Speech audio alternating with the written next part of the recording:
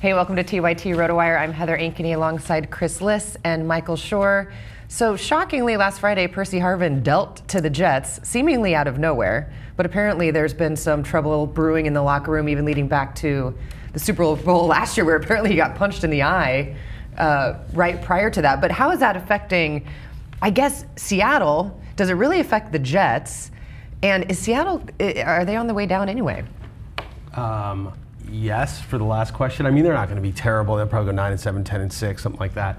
But they're not the team they were last year. I don't think it affects them that much. I mean, he's a nice weapon to have, but the point spread's not moving because Percy Harvin's not there. Right. Their over/under's not moving. Their season win total's not moving. None of that stuff. He's not the impact player. He's the impact player in small ball, but he's not the impact player to the success of the team that he was even when he was with Minnesota and running balls back. So it's a little different. Does he elevate the Jets' receiving core? Does he help Decker? They were the worst, okay? When Decker had the bulky hamstring, you'd see Gino or Vic, whoever it was, against San Diego standing there. There was nobody, okay? Right. They threw Jace Amaro like 20 passes, okay?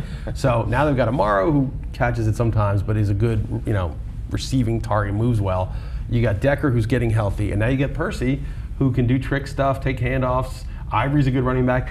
Gino now has some weapons. And we'll see what Jeff Cumberland, I mean, he gets 2 or 3 looks a game, and he's capable. And Curley becomes useful as a possession guy in this scenario. When he's the number one, forget it, he's slow and small. So the Jets now have a semblance of weapons, and that's good.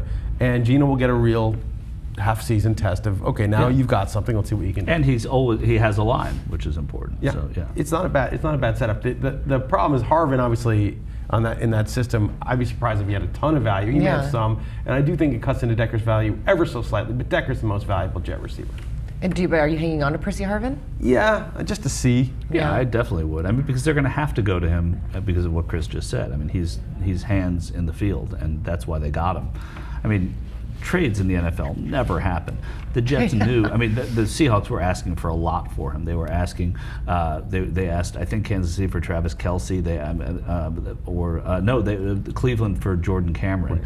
Right. And those are big asks for a guy like Percy Harvin. They settled for a trade with the Jets, and so they don't happen very often. They wanted him out of there, and the Jets needed the receiver. So. Well, then that last question I'd asked you, if Seattle is just going downhill, we have this kind of fun graphic here, the playoff odds. Can we throw that up there?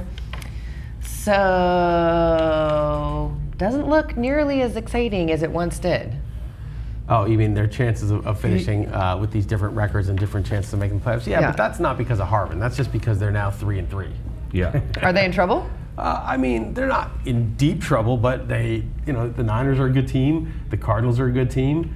And St. Louis can surprise anybody in the division. Right. Apparently. And a division loss against St. Louis really hurts. Yeah. So, yeah, I mean, they're not on the ropes, but they need to turn it around. I mean, if the road to the playoffs doesn't go through Seattle, I personally think they have a much harder time. Yes. I'd like to keep them from having every home game. If they play on the road, don't be afraid of them, though, just because of what happened to you. And they've yet to play the 49ers twice, and I believe the Cardinals twice. Yeah, that's right. 4 games coming up. Tough 4 games. So hopefully, but those are also opportunities to win the division. Of course, yeah. And if Percy Harvin is the bad seed in, I guess, any given locker room, the golden boy, Peyton Manning, passing that record, that was really exciting as a Denver Broncos fan. It was super fun to watch.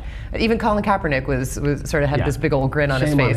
What? It was exciting. If you're a quarterback and you like have worshipped, maybe not worshipped this guy, but at least respected him as a younger quarterback, it's exciting to see that. Maybe one day that could happen for Colin Kaepernick. It's not exciting to see it happening against your team, okay? No, it isn't. I'm a 49ers fan, and I can't believe Tremaine Brock got beaten there and couldn't make that play on the You really can't believe that? Yeah, because Tremaine Brock was his first game back. I mean, you can get really into this. Tremaine was his first game back. They switched he and Parrish Cox. That should have been Parrish Cox's assignment at that point. Long story, but so of course I was pissed, and I really like Peyton Manning, but I was really obviously pissed. I knew it was going to happen that game. Don't stop the game to celebrate in the second quarter. I mean, come on, man. In the end of the game, you can talk about what records got accumulated during the game. Have some respect for the damn game that you're playing. All these things like these fair world tours, they had a little pause, and everyone I don't think. Look. There was an announcer that said you've witnessed history or something like that. The Tour started it, and there's Jeter and Rivera, and the Red Sox are giving Jeter gifts. Like, it's just disgusting. I mean, look. Yeah, but that's different. Different. No, it's the same principle. It's like the game speaks for itself, and afterwards, people who write about it and reflect on it can interview the guy, and you can talk about the numbers and the records. Not during the game. It's out of place. It speaks for itself. The greatness of Peyton Manning is watching him make the throws, do his thing on the field. Afterward, you can interview or whatever. During the game, you don't pause it to make the announcement. Secondly, it was stupid. I disagree. It was not like he got 10 touchdowns in one game. It was inevitable he's getting the record either this week or next. You know, there's no. Whatever, dude. That's a big deal. In doubt. And let me say the third thing about Peyton Manning. Bob Costas, after the game, said, "What a great interview." He talks about all the guys who went before, but the perfect tone, the right amount of modesty. It's not too fake. You know, the perfect amount of deference, the perfect amount of his team thing. Blah blah blah blah. Oh, what whatever, a great dude. representation of his own brand. I mean, if you want to say this guy's a good interview, he is the absolute A+ best guy at promoting who he is for the future. He's the best. Nobody markets What do you mean himself for the future? To be an announcer, to be whatever a the team hell he owner, wants. To be the president of the United States if he wants. This guy is the best. But some probably people, won't, but some actually. people are like that. I mean, and that's takes a lot okay. of You work. shouldn't It be takes a lot- punished for being like that. It takes a lot of work to be like that, and I'm not saying it's necessarily, necessarily a bad thing. I'm just saying, let's just call it what it is. He's a great personal brand spokesman for himself. But that's because he's a great, because he's apparently a great guy. Yeah, but you can't, perhaps he's just great at that You game. can't talk out both sides. You don't know. Hey, you can't say that he's a great interview and boo-hoo him for being such a good interview. Manning. No. And then No, I'm going to say. No. And then get mad at people like Richard Sherman who aren't as exciting of who are a crappy interviewer, or get mad at people that don't say anything like Bill Belichick when he's on the podium post-game press conference. And then get mad at Peyton Manning for being a brilliant interview. No. He's not a brilliant interview. He's a brilliant self-promoter interview. No, but that's your opinion. That's not a fact. He's a good interview. Like, he is an engaging guy. He's funny. He's lighthearted. He's he answers every question. He's humble. He's self-deprecating. He's cocky in his own way, in just the right proportion. Yeah. I mean, listen, I watch the 49ers press conference every week. I watch the post-game show every week. To have to listen to Colin Kaepernick, he's terrible, is awful. Yeah. Jim Harbaugh is just awful. because guys are bad, and just because they're bad doesn't. But it certainly makes me like Kaepernick less, because I don't think he's an I'm not amazing defending those guys, though. I'm not saying those guys. I'm not saying being a total moron is a good interview. What I'm saying is being a super professionally polished type of guy like that is great for him. It's great for his image, which he's cultivated and done a masterful job of cultivating. And that game, that off the field game, he's a master of that, just as he is on the field game. And I'm not saying it's necessarily what's your gripe?